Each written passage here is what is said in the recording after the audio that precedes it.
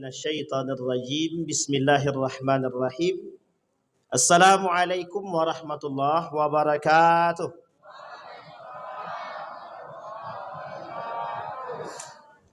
Alhamdulillahi rabbil alamin. Alhamdulillahilladzi arsala rasulahu bil huda wa dinil haqq liyudhhirahu 'ala ad-dini kullih wa kafa billahi syahida. Asyhadu an la ilaha illallah wahdahu la syarika lah wa asyhadu anna Muhammadan 'abduhu wa rasuluh la nabiyya ba'd. Allahumma salli wa sallim wa barik ala hadzal nabiyyil karim. Allahumma salli ala Muhammad wa ala ali Muhammad fil alamin innaka Hamidum Majid.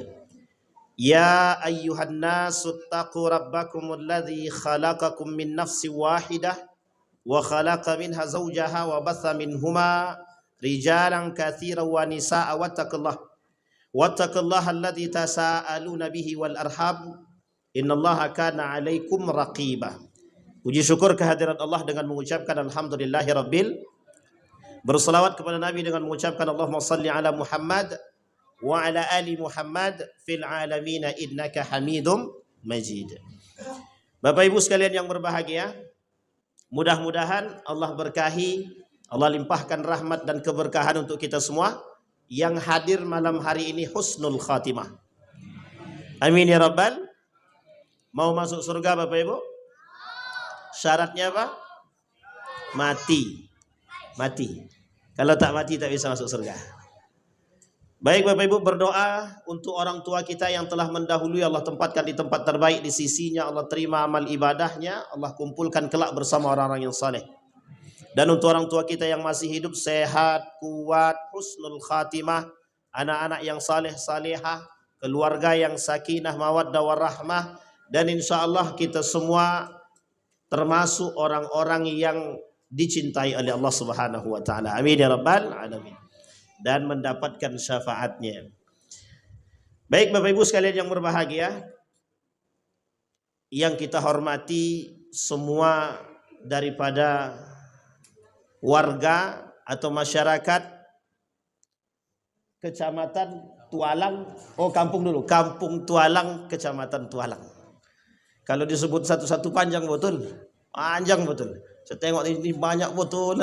Yang terhormat, dia hormati semua selesai. Juga jamak nama itu. Tapi izin Pak Jamat, izin enggak. Jadi Bapak Ibu sekalian yang berbahagia, tadi sempat disinggung sama Pak Camat, ada guru saya di sini. Jadi kalau nanti saya grogi, salah tolong Tuan Guru diingatkan dan dibenarkan. Ustadz Bagus Setiawan, beliau alumni Gontor 2008, sama saya satu angkatan, cuma beliau lebih pintar dari saya, itu aja bedanya.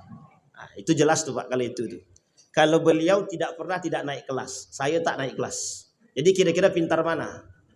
Nah, itu bedanya Bu. Cuma beruntung mana, itu yang saya tak tahu. Mudah-mudahan sama-sama kita beruntung Ustaz. Amin, saling mendoakan mudah-mudahan.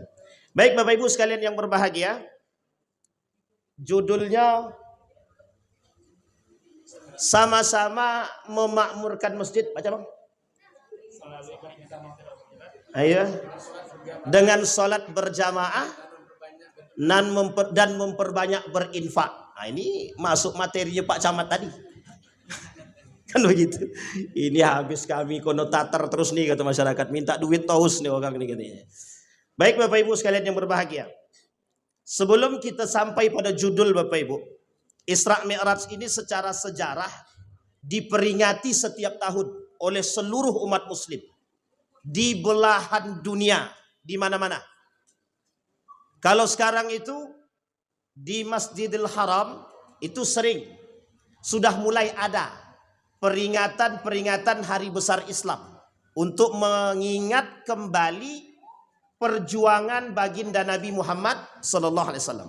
Salah satunya adalah pernah ada beberapa waktu yang lalu di Masjidil Haram itu bukan peringatan, tapi lebih tepatnya membahas tentang sejarah Maulidir Rasul.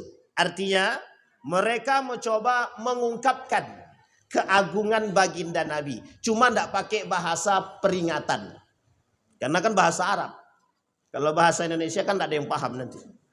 Tapi Bapak Ibu sekalian yang berbahagia, tradisi itu mulai di belahan dunia.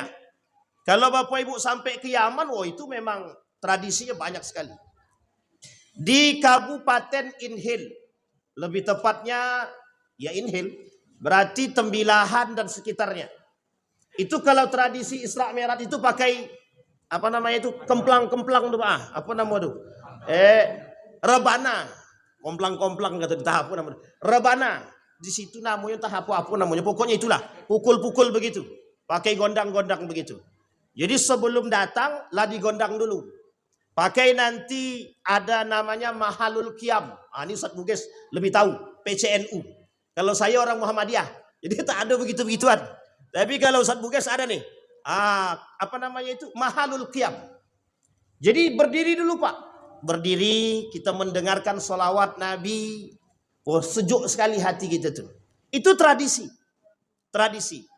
Salah satu pentingnya tradisi ini Bapak Ibu, Isra Mi'raj, Maulidir Rasul, PHBI itu, salah satu nilai pentingnya biar tidak hilang lekang waktu.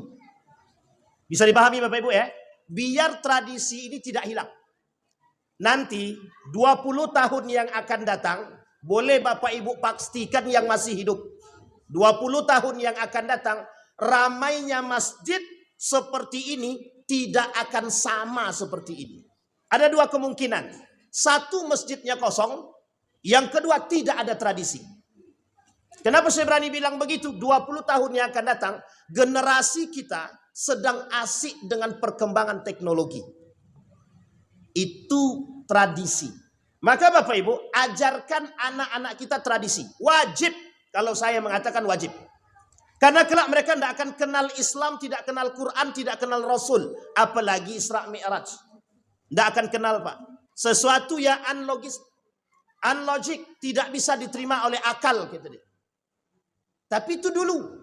Maka sekarang, kalau kita tidak bisa menularkan tradisi ini, maka bisa dipastikan tradisi ini akan hilang.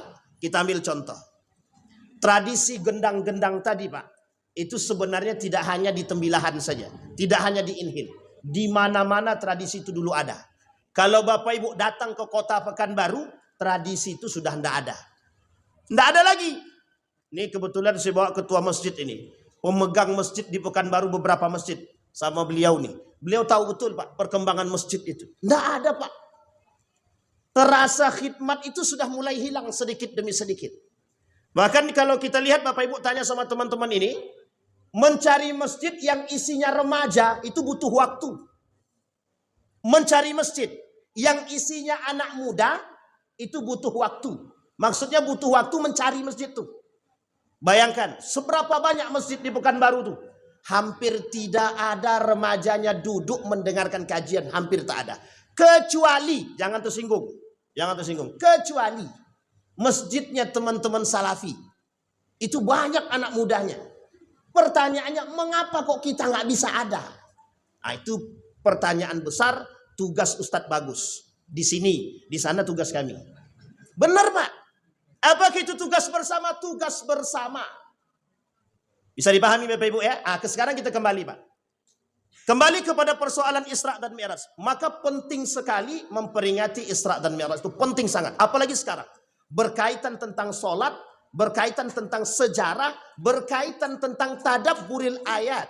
Bertadabbur dengan ayat Al-Quran. Kita runut Pak. Nabi Isra Mi'raj. Sebelum Isra Mi'raj itu Nabi mengalami kejadian apa? Apa kejadian yang dialami Nabi? Sampai Nabi berdoa kepada Allah. Ya ilahi. Kata Nabi kepada Allah. Ya Tuhanku. Ilaika asku du'fa quwwati. Wahawani alad nas. Kata Nabi, ya Rab, ya ilahi, apalagi yang kau mau berikan kepadaku?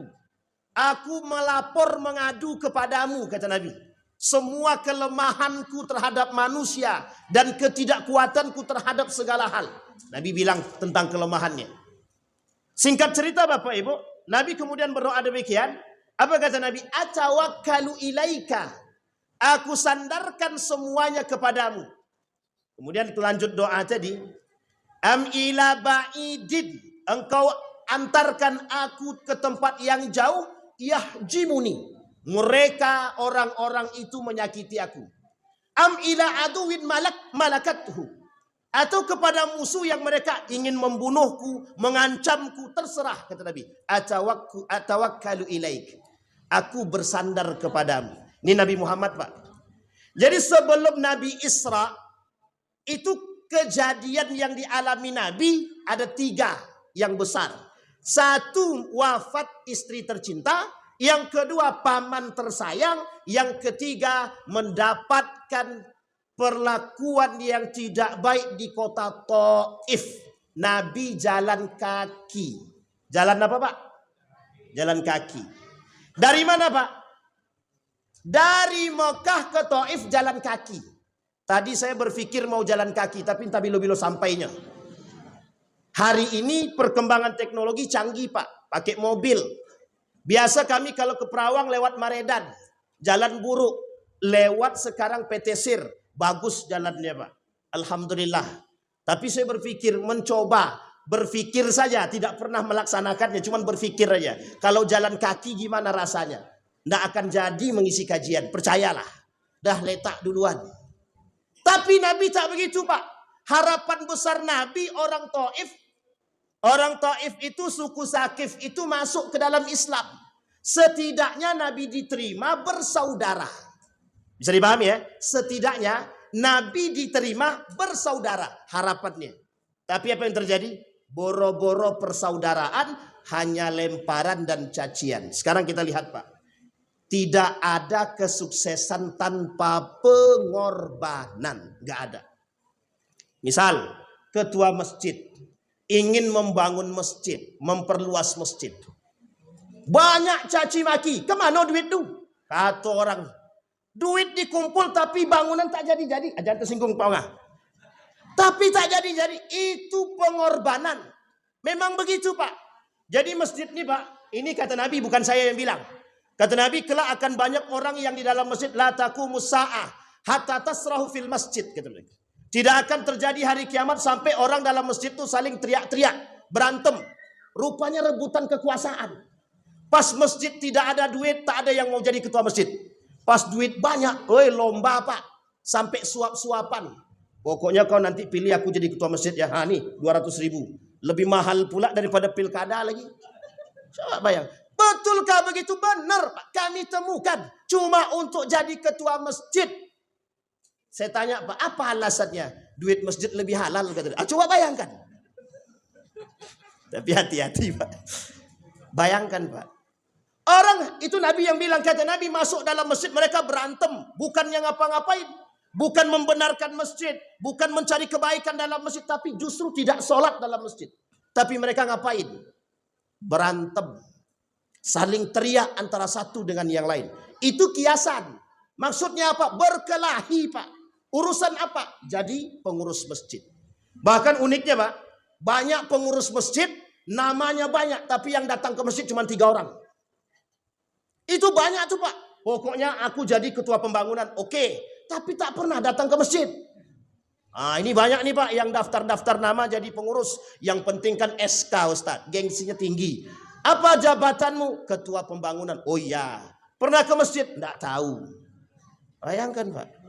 Dan ini banyak kasus, Pak, kita temukan, mohon maaf. Ini penyakit kita sekarang. Penyakit kita begitu. Umat muslim ini senang mencari sensasi. Tapi mereka tidak pernah mau melakukan inti daripada sensasi tadi. Cukup dapat sensasi, selesai. Nabi perjuangan, Pak. Jalan kaki berdarah-darah. Sampai Zaid bin Harisah itu badannya berdarah semua. Di pelepah mata ini semua. Dari ujung leher di sini sampai ke bawah itu darah semua, Pak. Darah semua. Apa kata Nabi kepada Zaid bin Harisah? Yuk kita mundur. Kita belum diterima. Nabi belum berkeinginan untuk menyebarkan Islam. Baru ingin mempersaudarakan. Sudah ditolak, Pak. Jadi kalau kita hari ini baru berjuang sedikit melawan kemungkaran, mbok yo yang sabarlah. Yang sabar. Tapi uniknya, Pak, sekarang ini justru kemungkaran itu merajalela. Mungkar, maksiat, riba, judi, khamar, judi online, game online merajalela, Pak. Prostitusi online, penipuan, maling, lengkap semua. Jadi Indonesia ini sekarang ini sedang digrondoli, kalau bahasa Jawa, kalau bahasa kampungnya apa namanya? Sedang diisi oleh kemaksiatan yang nyata. Jadi di mana titik maksiat? Di mana titik maksiat? Justru uniknya bukan hanya kemaksiatan, bukan hanya kemungkaran, Pak. Kesesatan pun jelas. Nah, itulah Indonesia sekarang. Jangan tersinggung sebagai pelaku. Ya kalau pelaku tersinggung berarti dia pelaku, Ustaz. Ya memang betul. Tapi kalau dia tak tersinggung, Ustaz, dia harus punya peran untuk menyadarkan orang yang tidak sadar. Sekarang pertanyaannya, adakah kita punya perjuangan yang sama dengan Nabi? Tidak. Semenjak dahulu, Bapak Ibu sekalian yang berbahagia, naiknya Soeharto menjadi presiden, di akhir kepemimpinan Soeharto, persoalan tidak boleh disampaikan kepada masyarakat. Tidak boleh.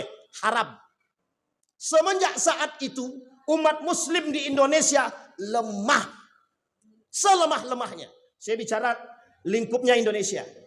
Resolusi yang dikeluarkan oleh Kiai Haji Hashim Asy'ari menunjukkan betapa besarnya perjuangan yang menyebarkan Islam itu. Mohon maaf Pak, yang memerdekakan Republik Indonesia, jangan tersinggung. 80% Muslim, 80% santri. Jangan tersinggung. Memang begitu. Artinya Islam, kita wajib memperjuangkan itu. Resolusi mempertahankan itu. Hari ini tidak ada satupun yang mau mempertahankan tersebut. Tidak ada. Baru disenggol dikit, merajuk. Baru disenggol. Bahkan pengkhianat itu jelas. Koruptor, mengambil duit rakyat 298 triliun. Sholat, masuk masjid, justru duit korupsi dijadikan sedekah masjid. Coba bayangkan tuh Pak, duit korupsi dijadikan sedekah. Apa hukumnya Pak menerima duit dari hasil korupsi? Jangan tanya besok kalau ada yang datang, jangan tanya. Ini duit halal apa haram? Ini alhamdulillah saya hasil korupsi tadi gitu. Nggak mungkin dia bilang begitu Pak. Perlukah kita hati-hati? Perlu Pak. Perlu. Kenapa demikian? Begitulah nifaknya, munafiknya manusia hari ini. Begitulah banyaknya pengkhianat hari ini. Apa alasannya? Alasannya jelas Pak. Ruh Islam tidak sampai dalam diri kita. Kita tidak punya sikap perjuangan, nilai perjuangan seperti para pendahulu-pendahulu kita. Founding Father, Kiai Haji Ahmad Dahlan, Kiai Haji Hashim Al-Asy'ari, Hos Cokro Aminoto, dan para pendahulu-dahulu. Tak ada. Kita lemah. Justru kita yang menyediakan lahan untuk kemaksiatan. Kita yang menyediakan. Di Pekanbaru itu sedang jualan khamar itu terang-terangan. Jualan khamar, minuman keras itu terang-terangan. Ini tersinggung tak ya wali kota Pekanbaru? Tidak apa-apa lah ya. Biar aja didengar. Alhamdulillah didengar kalau dia mau kan. Bayangkan Pak, jual minuman khamar terang-terangan, minuman keras terang-terangan. Kalau di sini Ustaz bagus terang-terangan, kalau bisa itu ya harus langsung disikat tuh Pak Camat. Begitu Pak. Jadi di Pekanbaru tuh jelas. Saya tidak tahu nih di bunga apa namanya? Bunga Raya. Waktu itu saya balik dari Pak Ning nampak Pak tulisan besar Syiah. Masih ada nggak? Pandai-pandai lah Ustaz bagus itu. Coba tanya dengan MUI itu Pak.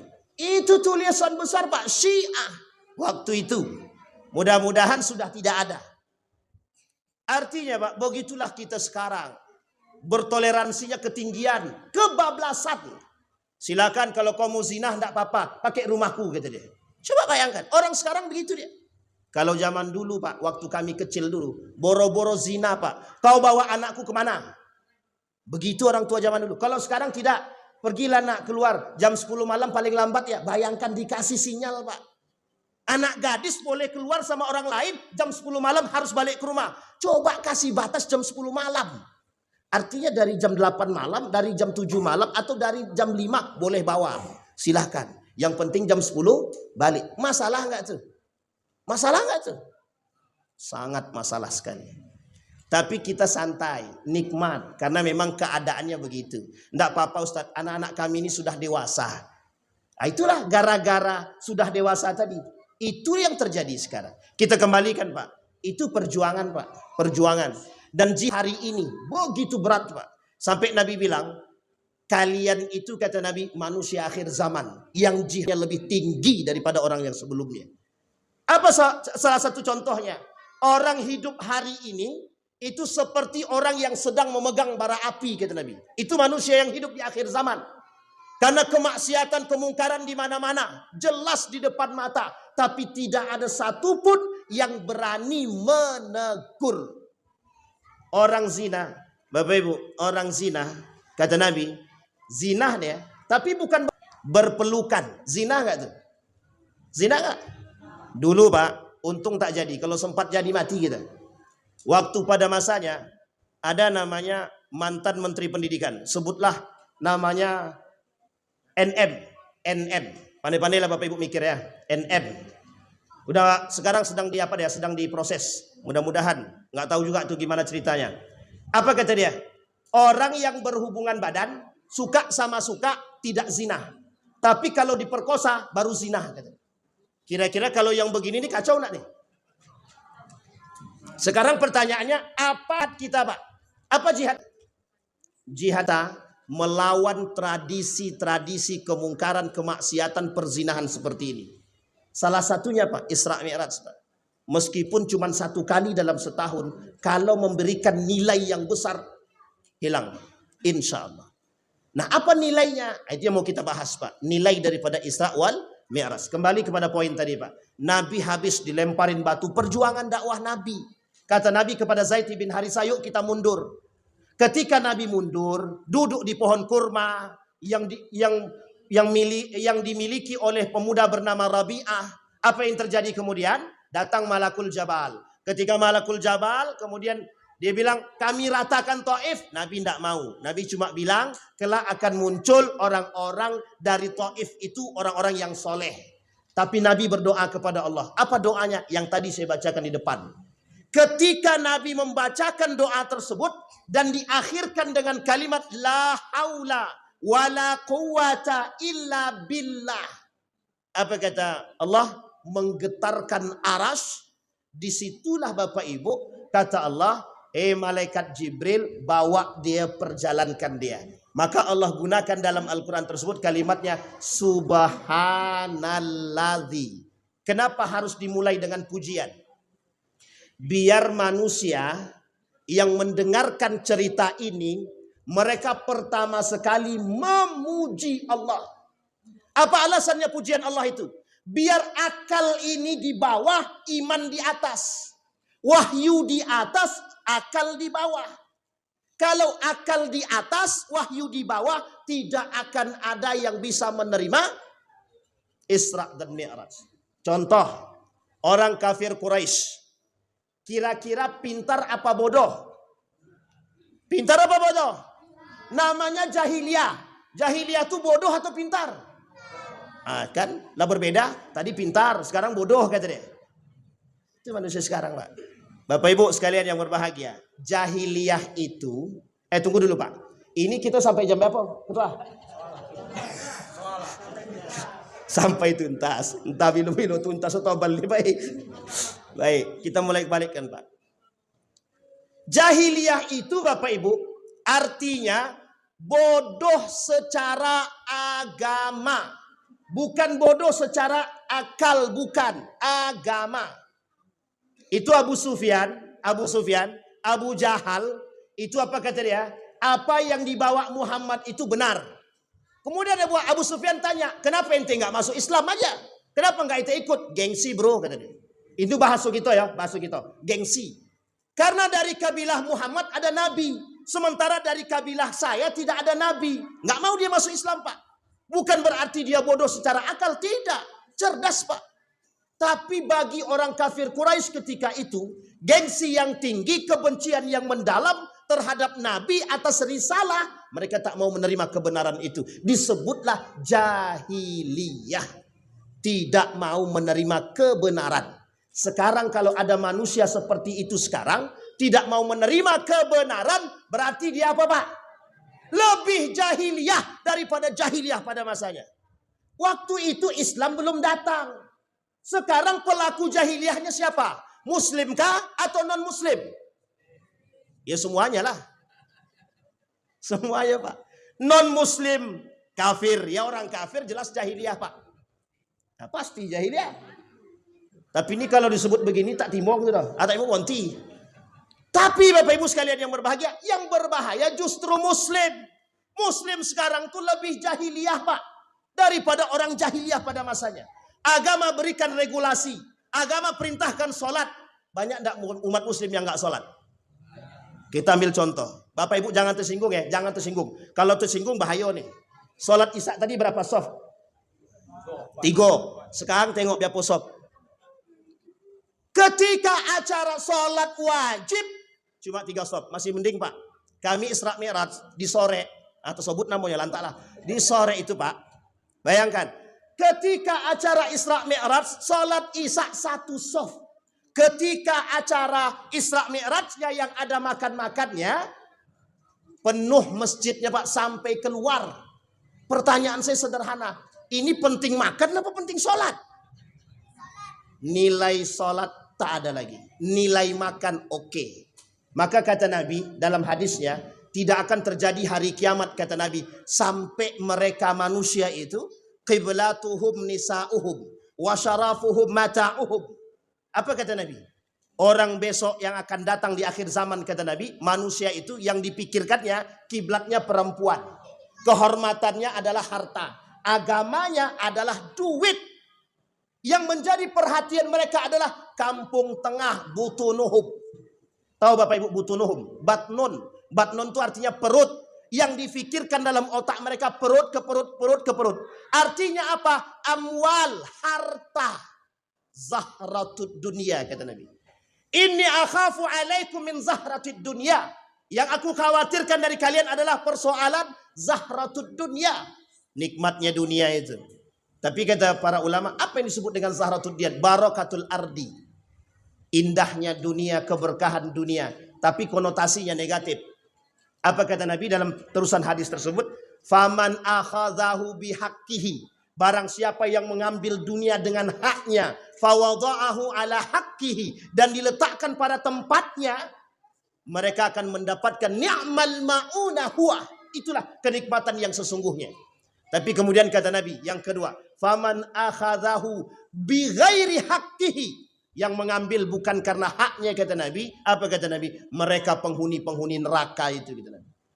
Jadi Bapak Ibu sekalian yang berbahagia, satu di antaranya maksud hadis tadi, banyak yang sekarang tuh lebih suka yang haram daripada yang halal. Yang halal tak manis Ustaz.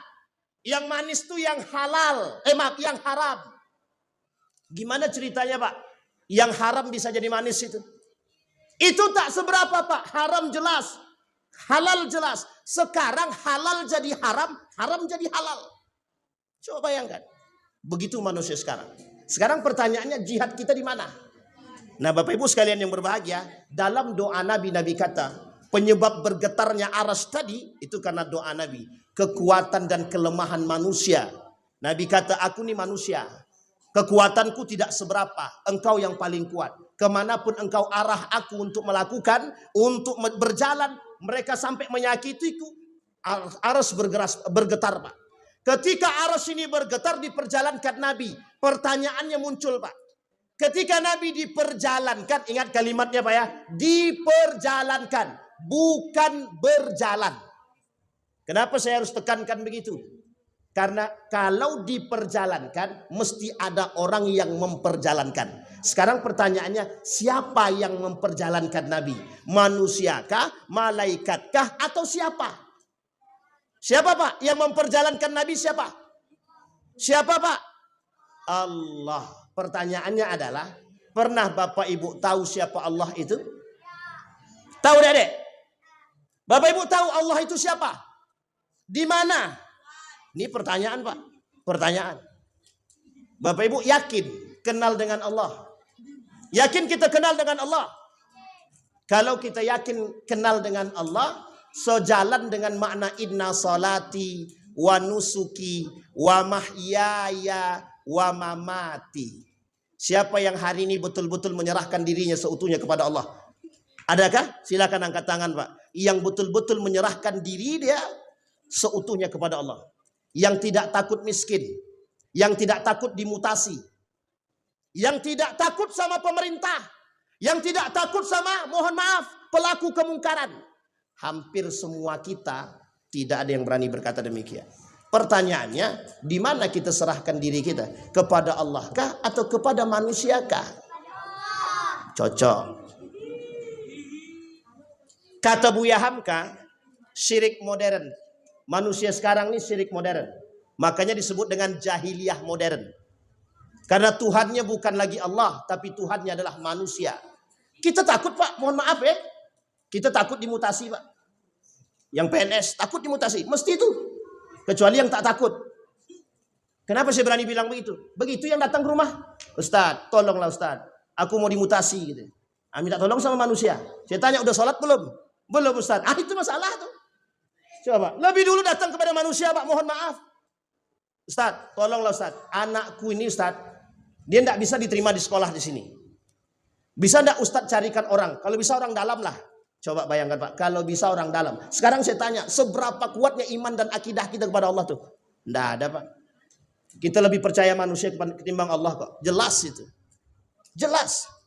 Bahkan Bapak Ibu, Ustaz, kami ini kontraktor.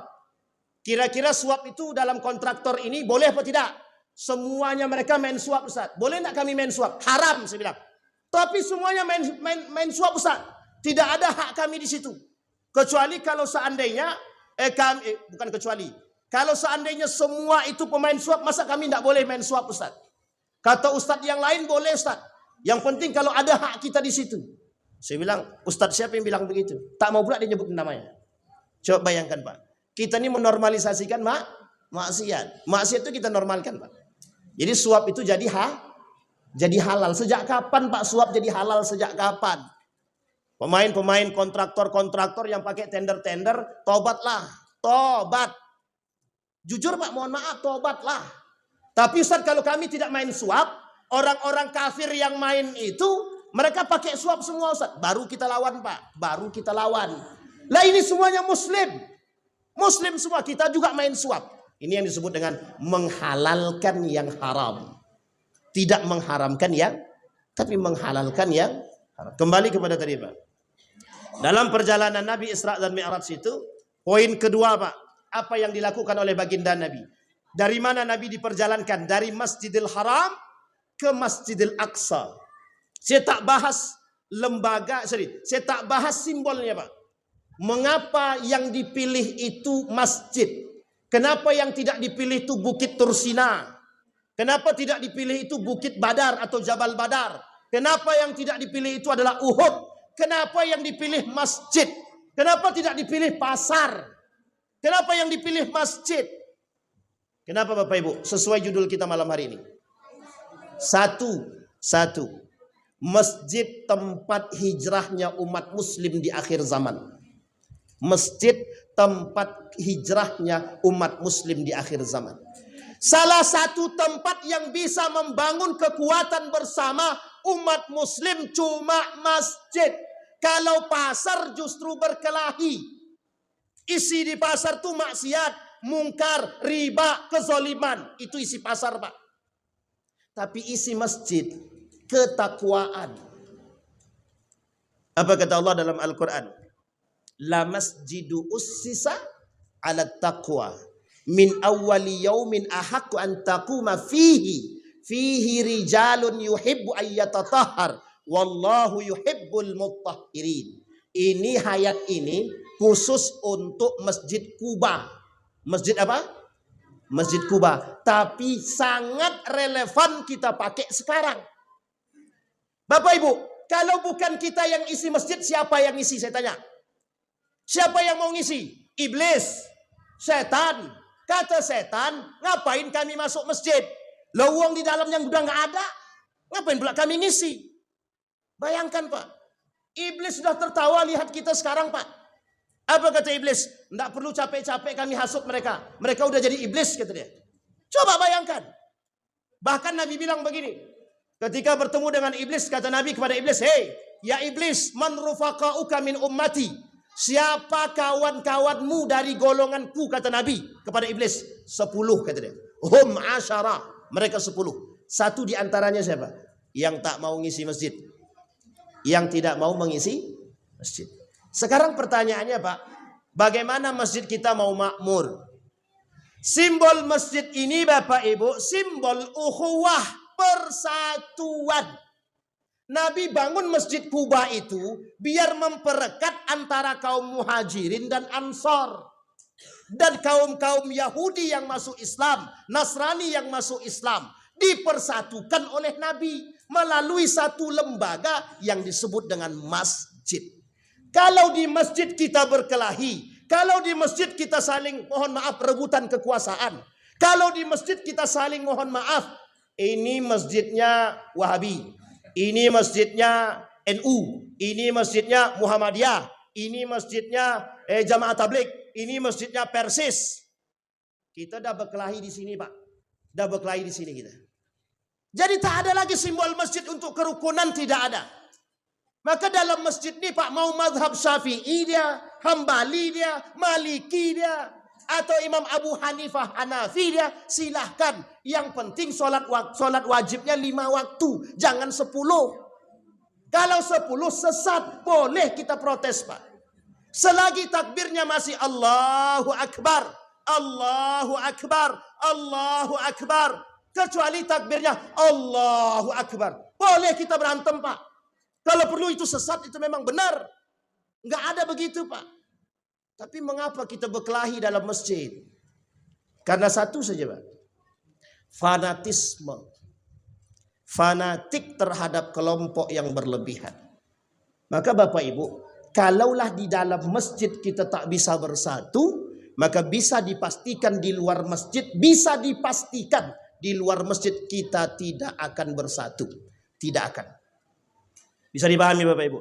Masjid tujuannya untuk ketakwaan.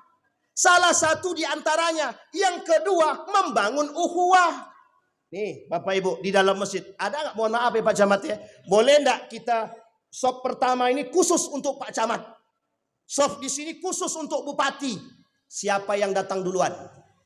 Ini terkejadian Pak, ini kejadian saya sampaikan. Gara-gara bukan gubernur Riau ya, adalah pokoknya gubernur mana gitu ya.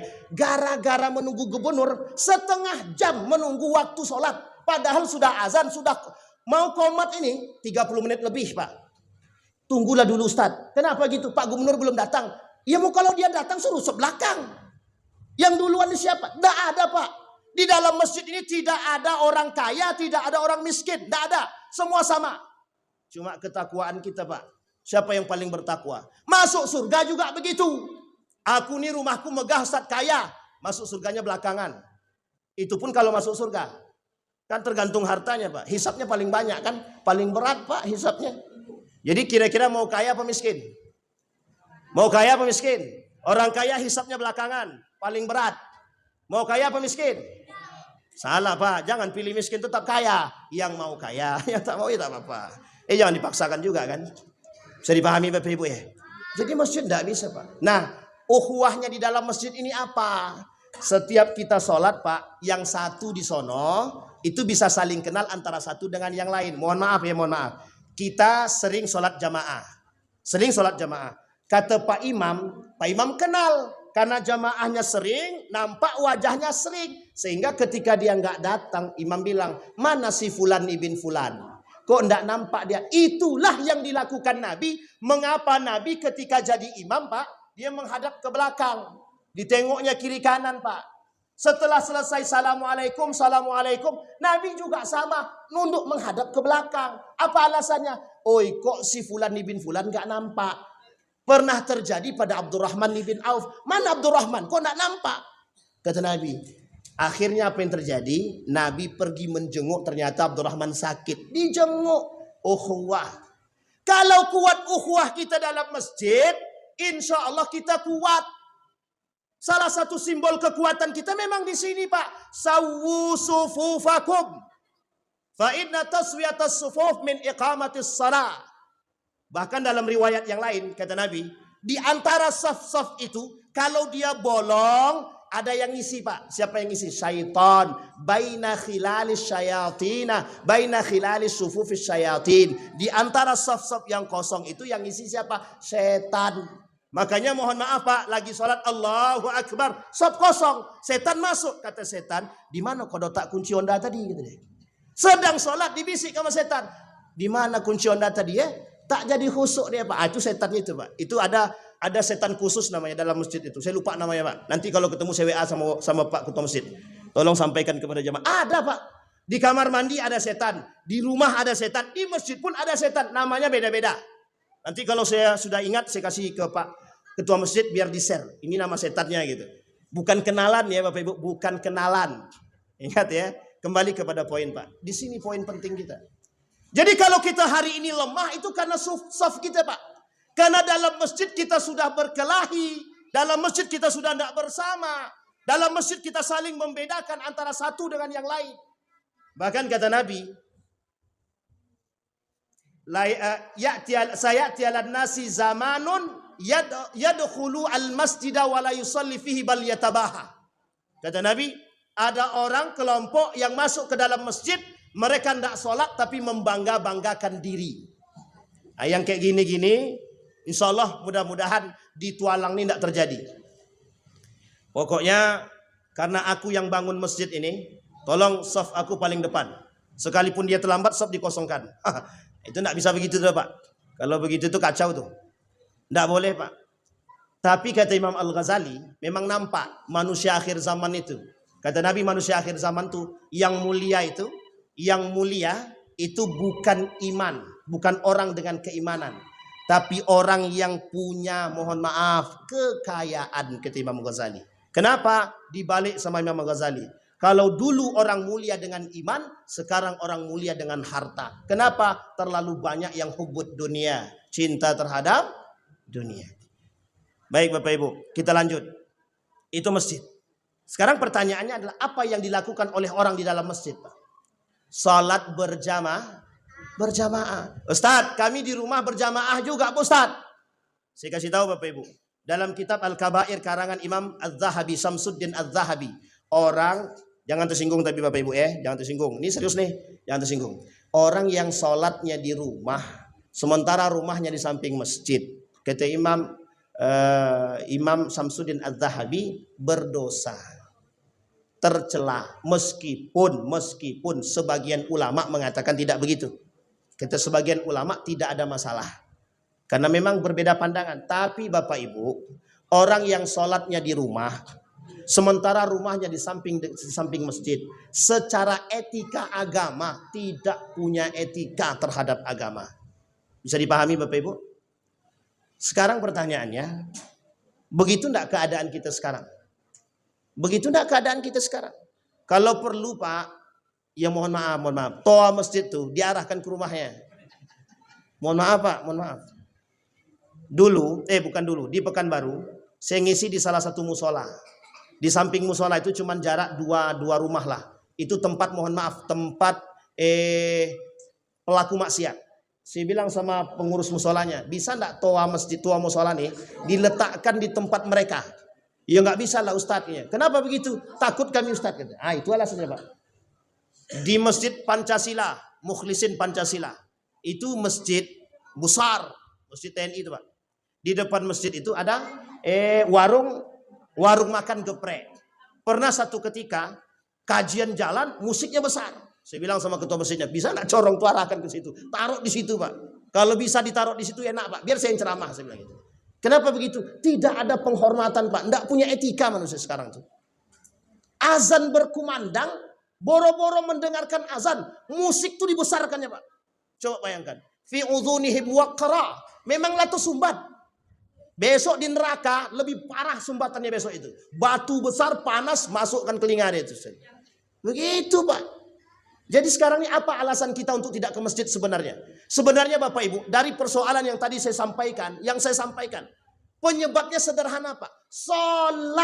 Solatnya umat muslim ini main-main. Tidak serius. Yang kedua, kita sudah tidak punya kekompakan bersama. Merasa paling benar, merasa paling hebat.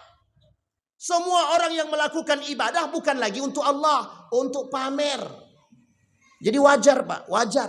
Kalau hari ini umat muslim tidak kuat, boro-boro sholat Pak. Dijamak dari subuh sampai isya. Sholat apa Pak kok banyak kali? Subuh, zuhur, asar, maghrib, isya. Coba bayangkan. Itu masih mending Pak daripada tidak sholat sama sekali. Umat muslim kok tidak sholat itu alasannya apa? Orang yang dekat rumah kok tidak sholatnya ke masjid alasannya apa? Itu pertanyaan kita Pak. Nanti kalau masjid kita kosong, tiba-tiba mohon maaf datang kelompok lain mengisi. Yang menurut kita berbeda pandangan. Akhirnya kita ngamuk Pak. Ngamuk, berkelahi kita. Setelah masjid diambil lagi, kita tak ada lagi ngisi. Inilah penyakit kita sekarang. Diisi orang kita tak terima, pas tidak diisi orang tuh kita tak ada yang ngisi. Begitulah kasusnya hari ini. Umat muslim berkelahi demi rebutan masjid. Malu apa tak malu kita? Malu Pak. Nah sekarang kembali kepada poin kita. Mengapa sholat jamaah itu penting?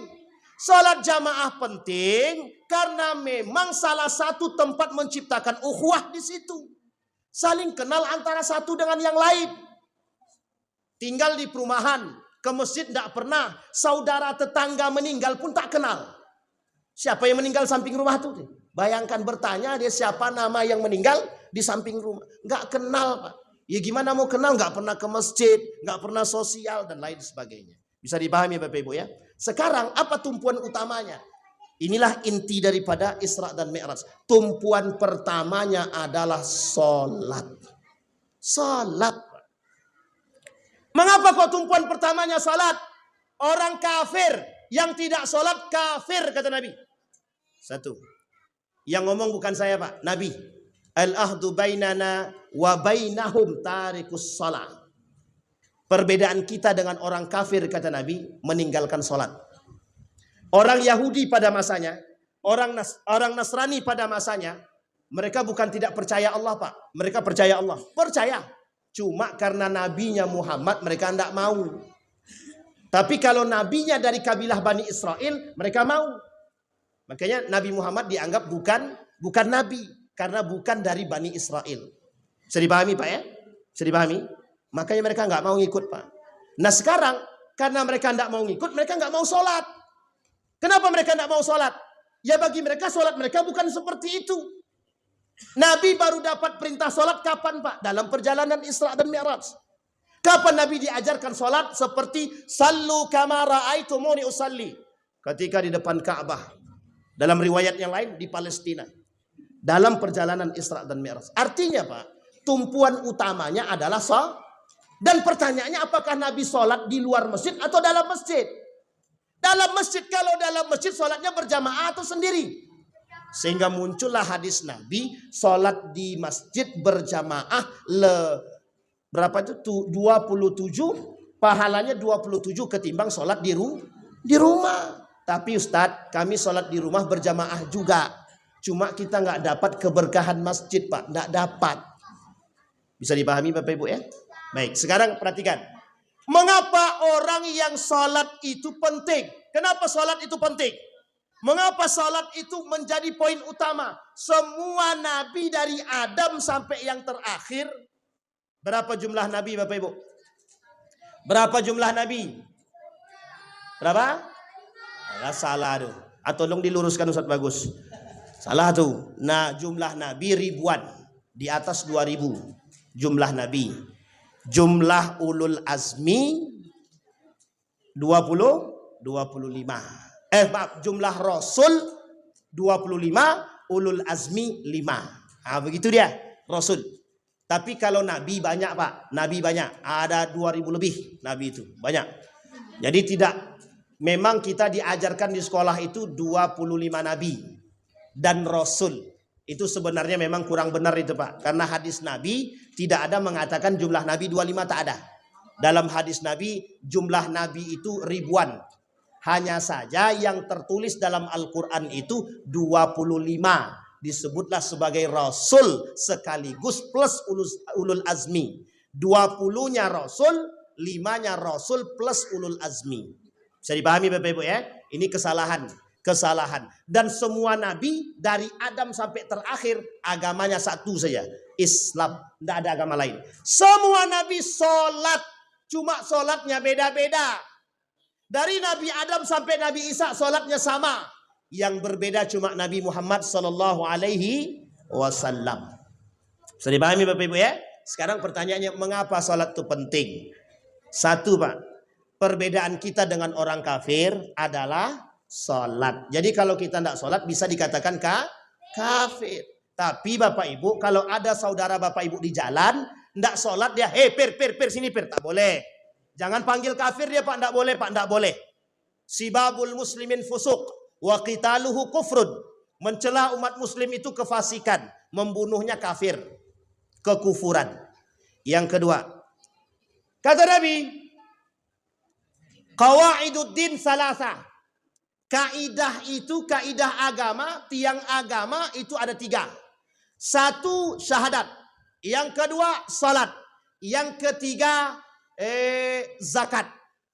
Faman taraka wahidatan minhunna faqad kafara. Yang meninggalkan salah satu di antaranya kafir. Yang meninggalkan salah satu di antaranya kafir. Kafir di sini tidak keluar daripada Islam, tapi kufur. Apa maksud kufur itu? Sedekah dia, puasa dia, tidak sholat dia, tidak ada gunanya Pak. Ini agak bertolak belakang nih sedikit nih. Tapi demi kebaikan manusia sedekah tak apa-apa. Ya, memang nanti kita sampaikan. Tapi memang begitu Pak, begitu. Kata Nabi, salah satu di antara yang membatalkan pahala puasa itu adalah meninggalkan salat. Sekarang yang ketiga. Orang tidak salat. Pertanyaannya adalah, apa dosanya orang yang tidak salat? Apa yang dampaknya bagi orang yang tak salat? Neraka Pak. 2. Kalau dia lalai, kata Ibnu Katsir, nerakanya sakar. Malakum fi sakar, lam nakum minal musallin, walam nakun nut'imul miskin. Orang yang tak salat masuk neraka sakar. Yang tidak mau bersedekah, yang tidak mau membagi makan orang miskin, anak yatim, nerakanya sakar. Jadi kira-kira kalau ada orang pelit tak mau sedekah, nerakanya apa Pak? Ini masuk kaji Pak siapa tadi? Kaji Pak Camat tadi. Tapi itu zakat Ustaz, ya sama aja lah. Anggap sama aja lah. Sayutawwaquna ma bakhilu, kata Allah. Kelak harta mereka itu yang numpuk, yang ngendap 80 apa tadi? 85 dalam rekening tuh ngendap dia. Besok di hari kiamat 85 itu keluar semua Pak. Jadi bara api yang panas. Emas, jadi emas panas dililitkan di lehernya seperti ular. Seperti itulah besok tuh. Disuruhnya keliling, tawaf. Bawalah. Apa kata Allah? Rasakan apa yang pernah kau buat di muka bumi ini, kata dia. Jadi Bapak Ibu jangan pelit-pelit dengan harta. Muslim kaya boleh. Muslim kaya boleh, pelit jangan. Allah paling benci dengan orang kaya pelit. Tapi Allah lebih benci lagi dengan, mohon maaf, orang miskin pelit. Itu sangat dibenci oleh Allah itu. Apa kata Nabi dalam hadisnya begini? Abghadu salasan wa bughdi li salasin ashad. Aku membenci orang kaya yang songong, tapi aku lebih benci dengan orang miskin yang songong, kata Allah. Itu hati-hati Pak. Jangan sombong-sombong, tak usah. Aku ini orang kaya Ustaz. Sebelum dia kaya begini jalannya Pak. Setelah kaya begini badannya. Itu berarti OKB namanya. Orang kaya baru. Apa namanya Bapak Ibu? OKB. Yang kayak gitu-gitu nampak tuh Pak. Orang-orang sombong kaya itu. Namanya OKB. Tapi kalau dari dulu dia sudah kaya, biasanya biasa-biasa aja deh Pak. Tapi ada juga yang sombong betul, ada juga.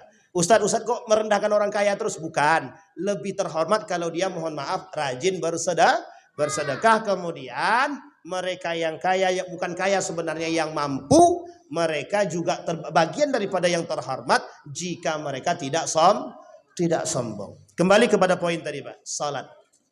Satu ancaman mereka yang meninggalkan salat. Yang pertama neraka sakar. Tapi kata Ibnu Katsir, itu yang lalai. Kalau dia sengaja meninggalkan sholat bagaimana? Jahanam. Neraka apa Pak? Jadi bagaimana tuh Ustaz? Kira-kira orang yang kami nampak dia sengaja tidak sholat bagaimana?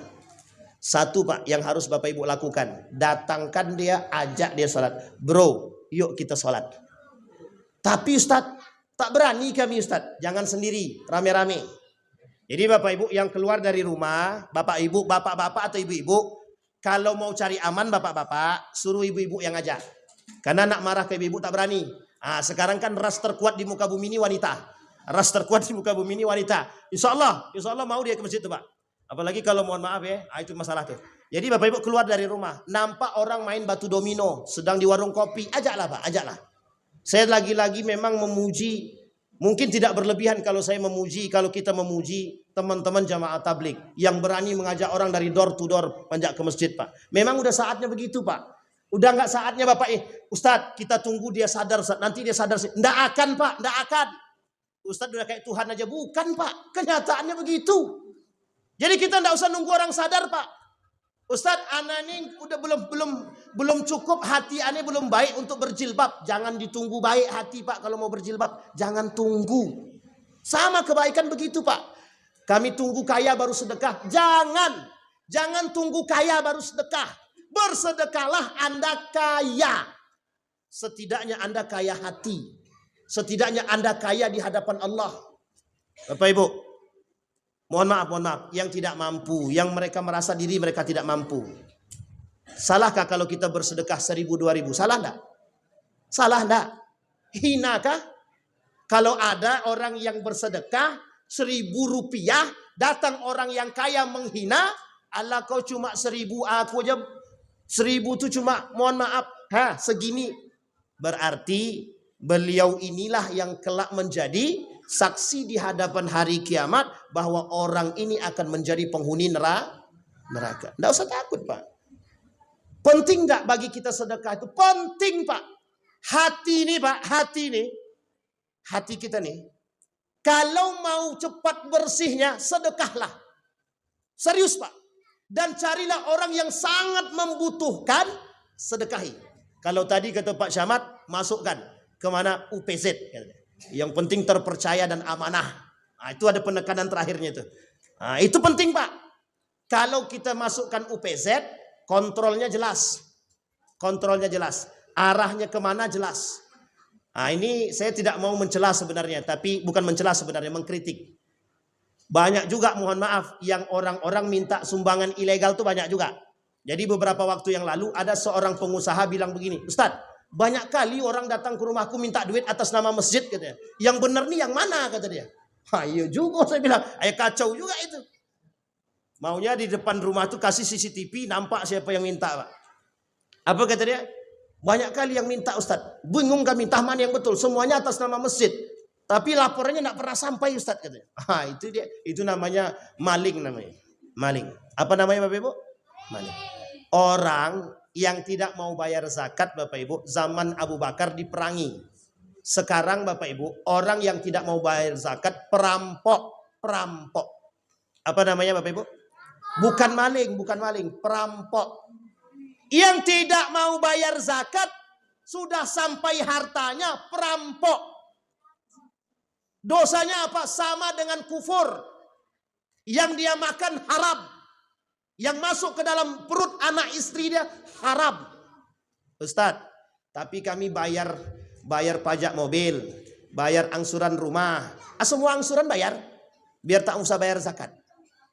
Makanya Bapak Ibu, kenapa Yusuf Al-Qaradawi mengatakan bayar zakat tidak perlu menunggu angsuran. Jadi kalau sudah sampai 85, bayar langsung.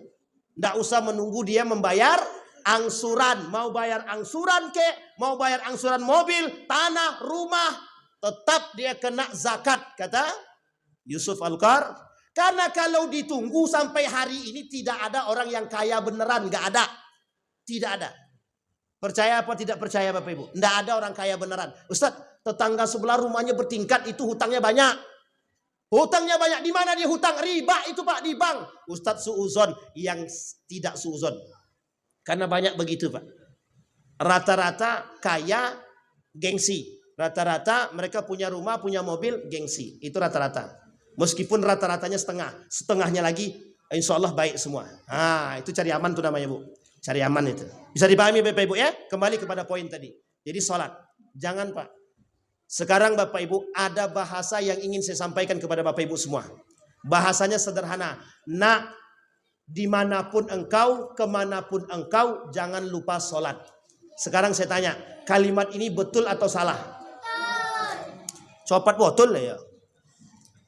Bapak Ibu, nak, engkau main dimanapun sama siapapun, kemanapun, yang penting jangan lupa sholat. Betul apa salah? Salah. Salah. Bapak Ibu tahu mengapa sekarang masjid sunyi dari anak muda? Gara-gara perkataan Bapak Ibu yang seperti itu. Akhirnya apa? Kami nongkrong di kafenya, Bu. Saya tidak lupa sholat ke Bu. Memang sholatnya di kafe, tidak di masjid. Sehingga tidak ada yang ngisi masjid, Pak. Tidak ada. Karena kata orang tua kami, Ustaz, yang penting kami sholat. Masalah benar, masalah tidak benar belakangan. Yang penting kami sholat. Pertanyaannya salah apa betul? Salah. Jadi Bapak Ibu mohon maaf, banyak anak sekarang itu memang begitu dia. Allahu Akbar. Sholat dia, Pak. Tidak tahu dia benar apa tidak itu, Pak. Saya menemukan ada anak mahasiswa tidak bisa baca Al-Fatihah. Itu tanda kehancuran yang nyata. Tidak bisa Al-Fatihah. Kalau tidak hafal, itu masih mending. Tidak bisa membaca Al-Fatihah. Sekarang saya tanya, sholat enggak tuh? Sholat enggak tuh? Allahu Akbar. Apa yang mau diucap? Tidak ada. Gini aja dia. Orang dia nggak hafal, baca pun tak bisa. Sekarang jangan kaget kalau menemukan generasi seperti ini. Memang banyak penghuninya begitu sekarang. Bisa dipahami Bapak Ibu ya? Bisa dipahami Bapak Ibu? Baik. Itu kalau kita sering meninggalkan salat. Nerakanya antara jahanam kalau dengan sengaja, atau ada orang seperti Ade Armando yang mengingkari kewajiban sholat. Itu jelas nifaknya, munafik. Orang yang mengingkari kewajiban sholat jelas munafiknya. Jadi dalam sholat itu Pak, setidaknya ada beberapa poin. Satu, orang yang sengaja meninggalkan sholat. Yang kedua, orang yang tidak sengaja meninggalkan sholat. Yang ketiga, orang yang sengaja lalaikan sholat. Yang keempat, orang yang lalai tapi tidak sengaja. Yang kelima, ada orang yang mohon maaf mengingkari kewajiban sholat. Kelima-limanya punya tingkatan dosa yang berbeda-beda. Yang sengaja meninggalkan sholat neraka sakar. Sebagian ulama bilang jahanam. Yang tadinya mereka tidak sengaja, mereka salah tapi tidak berdosa. Seperti Rufi al-Qalam. Bangun subuh jam 8. Baru langsung sholat dia. Tapi mohon maaf, itu sudah dibangunkan, sudah diinjak, sudah dibakar, belum bangun juga dia. Nah, itu makanya disebut dengan Rufi al-Qalam tadi. Sudah dibangunkan, tidak bangun juga dia. Berkali-kali tidak bangun juga. Terbangun jam 8 langsung dia sholat. Salahkah atau tidak? Salah. Tapi berdosakah dia? Tidak. Namanya Rufi al-Qalam. Yang ketiga, ada orang yang melalaikan sholat dengan sengaja. Ibu-ibu, jangan pentingkan memasak dulu. Jangan pentingkan. Bapak-bapak juga begitu. Kami kerja ini demi anak istri betul. Tapi Allah punya hak terhadap kita. Allah punya hak. Apa haknya? Salat. Ustadz, kami kerja banting tulang Ustadz. Bolehkah kami meninggalkan sholat dengan uzur? Bukan meninggalkan sholat. Kalau tak mampu mengerjakan tepat pada waktu karena uzur, ada solusinya. Jamak. Apa namanya Bapak Ibu? Tapi bukan berarti mohon maaf, kojo bangunan di samping tempat kojo itu masjid. Kami jamak aja lah Ustadz gitu. Nanti sore potangkan kami jamak asar dengan zuhur sekali. Itu tak boleh itu Pak. Bisa dipahami Bapak Ibu ya? Tidak bisa. Ada orang yang sengaja melalaikan sholat Allah. Orang yang sengaja melalaikan sholat munafik. Munafik. Ustadz kok keras sekali Ustadz. Memang begitu. Memang harus begitu. Karena kata Nabi dalam hadisnya, orang munafik sholatnya fi akhiril wakti. Orang munafik itu sholatnya di akhir waktu. Orang yang sholat di akhir waktu itu orang lalai dan sengaja melalaikan. Nah, contohnya main game online. Ini makanya banyak anak-anak kita ini mohon maaf, mereka lebih penting main game online ketimbang sholat. Orang tuanya nggak berani negur, nggak berani tegur, nggak berani. Ustadz, nanti kalau ditegur minggat dia dari rumah. Kalau saya jadi orang tuanya, silahkan minggat, jangan balik-balik. Tapi kami sebagai ibu nih Ustadz, hati kami ini lembut sekali. Itu masalah kita sekarang Pak. Kita tak berani keras dengan anak. Kenapa kita tak berani keras dengan anak? Dilemahkan. Apa yang melemahkan kita? Undang-undang. Kalau kita cubit, kalau kita tempeleng, kalau kita pukul, melapor dia, masuk penjara bapaknya, bapak kandungnya Pak. Gara-gara nyuruh anak menyuruh anak berbuat baik, salah dengan cara yang salah. Berarti kita nggak bisa mukul anak Pak.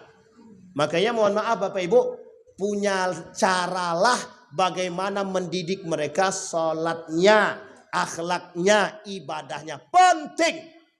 Anak sekarang itu sudah mulai hilang arah. Kalau mereka tidak kita ingatkan, mereka nggak akan menemukan arah. Baik laki-laki maupun perempuan. Sedangkan di sekolah mereka tak sholat. Kalau di sekolah sudah tak sholat, di rumah tidak sholat, pertanyaannya kira-kira di luar sholat nggak? Kok bisa begitu? Nah, coba bayangkan. Kalau di rumah sudah tidak sholat, ketika disuruh sholat, Ustadz, bapakku tak pernah ngajarkanku sholat. Jangankan ngajar, Ustadz, bapakku aja tak sholat. Gitu deh. Itu masalah kita sekarang. Bapakku tak sholat. Gitu deh. Itu yang berapa? Sekarang ada orang lalai dengan tidak sengaja. Contohnya ada uzur-uzur syar'i. Itu masih dibenarkan dalam agama. Dan yang terakhir ada orang yang, mohon maaf Bapak Ibu sekalian yang berbahagia, ada orang yang memang mengingkari kewajiban sholat. Itu seperti Ade Armando lah. Ya kita tidak tahu kenapa alasannya, pokok Bapak Ibu tidak usah tanya. Ya orang-orang yang mengingkari kewajiban sholat, mereka adalah orang-orang munafik. Bapak Ibu sekalian yang berbahagia, persoalan sholat ini itu persoalan serius. Awal ma yuhasabu yaumal qiyamah. Yang pertama kali dihisab hari kiamat. Bapak Ibu tahu alasannya mengapa? Bapak Ibu, kalau Bapak Ibu maling itu dosa apa tidak? Maling dosa apa tidak? Dosa Pak. Maling itu berdosa Pak. Tapi kalau mereka bertaubat kepada Allah, tidak menghapus pahala sholat Pak. Makanya orang zaman dulu ada bilang, kau jahat boleh, tapi sholat jangan tinggal. Katanya. Bayangkan orang tua zaman dulu, nakal tak masalah, yang penting kau jangan tinggalkan sholat. Akhirnya maling dia, tapi tetap sholat dia. Ini contohnya sekarang itu. Banyak koruptor tapi maling kan? Maling dia, sholat dia Pak. Di masjid lagi sholatnya Pak. Bayangkan tuh, menzolimi manusia tetap sholat. Kalau kita bilang, bapak maling. Enggak, aku enggak maling, cuma ngambil aja. Gitu. Coba bayangkan, orang zaman sekarang. Maka Bapak Ibu, mohon maaf betul. Mohon maaf. Sholatlah. Sebelum disolatkan. Sebelum apa Pak? Sebelum disolatkan. Iya mati juga sih memang, betul itu. Iya betul itu, betul. Cocok itu, cocok. Besok ente bilang tuh sama siapa? Bapak itu sholat nggak? Ya. Parah. Jadi Bapak Ibu, tolong. Nah, terakhir Bapak Ibu, Nabi memberikan contoh dakwah yang baik kepada kita melalui Isra dan Mi'raj ini. Satu di antaranya, Nabi tidak akan membicarakan sesuatu sebelum Nabi melakukan. Nabi tidak akan mengatakan sesuatu sebelum Nabi melakukan. Artinya, ini ada istilah di Muhammadiyah namanya dakwah bilhal. Artinya Bapak Ibu, kita berbuat dulu. Anak zaman sekarang tidak bisa kita perintah, nak sholat nak. Allah bapak aja tidak sholat gitu deh. Nak ke masjid, nak bapak aja di rumah gitu deh. Jadi kita tidak bisa Pak. Sekarang ini dengan anak, dengan keluarga, kita harus melaksanakan dulu. Artinya Nabi juga begitu. Nabi buat dulu Pak. Setelah dibuat oleh Nabi, anak-anaknya mencontoh, keluarganya mencontoh, sahabat mencontoh. Artinya Nabi melakukan dulu. Baru kemudian menjadi contoh bagi yang lain. Hendaknya di rumah kita begitu. Nak baca Quran. Bapak udah baca belum? Sudah nak. Nah, sekarang anak lagi baca. Dia mau mendengarkan kita Pak. Kenapa demikian Bapak Ibu? Mohon maaf Pak, mohon maaf. Jangan sampai anak-anak kita tidak mengenal istilah sholat. Jangan sampai anak-anak kita tidak mengenal Islam. Jangan sampai mereka tidak mengenal Al-Quran, tidak mengenal Rasulullah. Itulah pengkhianatan yang besar kepada Allah dan Rasulullah. Apa kata Allah dalam Al-Quran? La takhunullah wa rasul.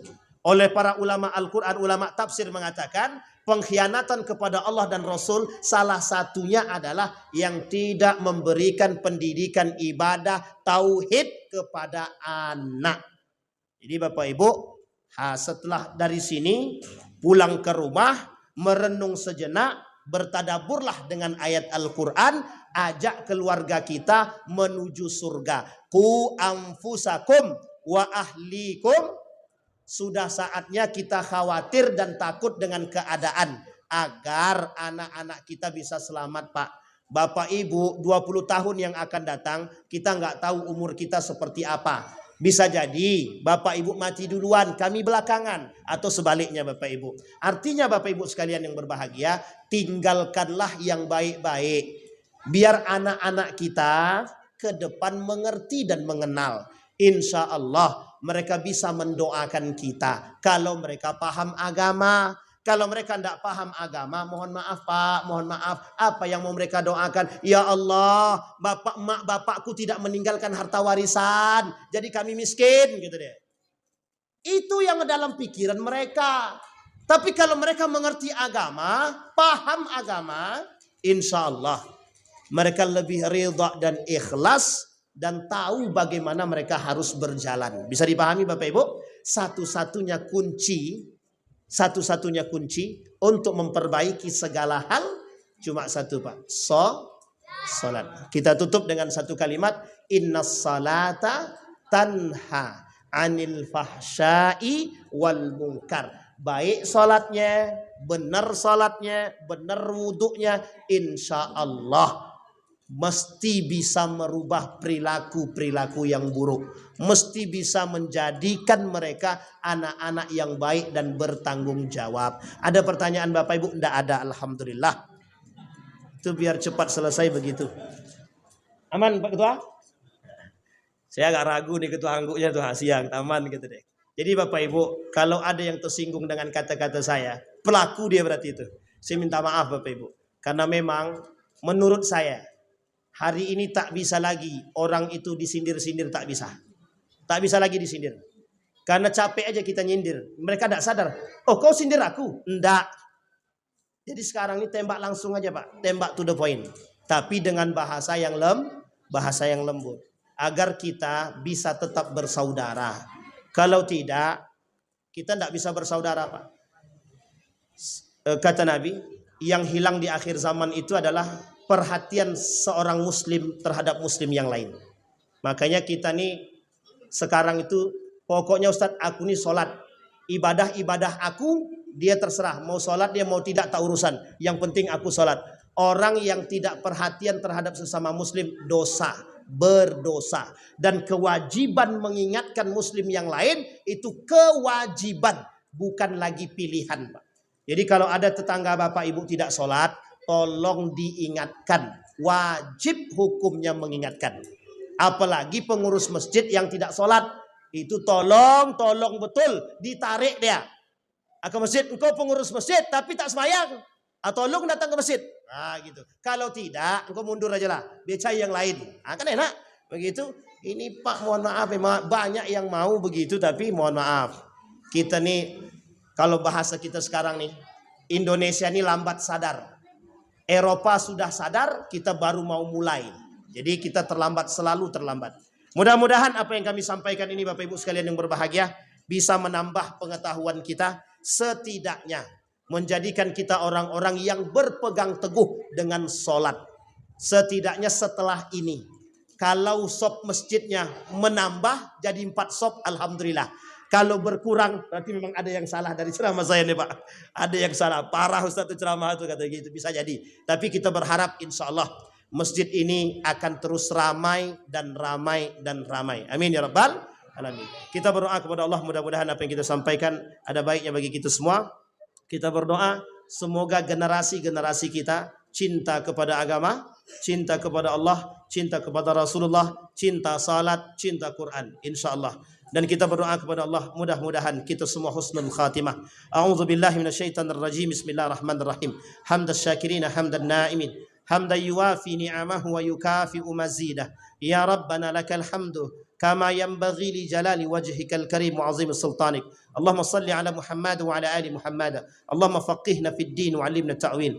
Allahumma ansur man nasara ad-din wa khudhul man khadhala al-muslimin. Allahumma arina al-haqqa haqqan warzuqna ittiba'ah wa arina al-batila batila warzuqna ijtinabah. Allahumma inna nas'aluka imanan kamila wa yaqinan sadiqa wa amalan salihan maqbulah wa tijaratan lan tabur ya mujib as-sa'ilin wa ya qabil at-ta'ibin ya arhamar rahimin. Allahumma inna nas'aluka khaira hadzal makan وخير ما فيه وخير أهله، ونعوذ بك من شر هذا المكان وشر ما فيه وشر أهله. ربنا ظلمنا أنفسنا وإن لم تغفر لنا وترحمنا لنكونن من الخاسرين. ربنا هب لنا من الصالحين، ربنا هب لنا من أزواجنا وذريتنا قرة أعين واجعلنا للمتقين إماما. اللهم اجعل القرآن العظيم ربيع قلوبنا ونور صدورنا وجلاء أحزاننا وذهاب همومنا وغمومنا. اللهم اجعلنا من أهل القرآن واجعل أهلتنا من أهل القرآن الذين نحن خاصتك وأهلك يا أرحم الراحمين. ربنا آتنا في الدنيا حسنة وفي الآخرة حسنة وقنا عذاب النار، والحمد لله رب العالمين. السلام عليكم ورحمة الله وبركاته.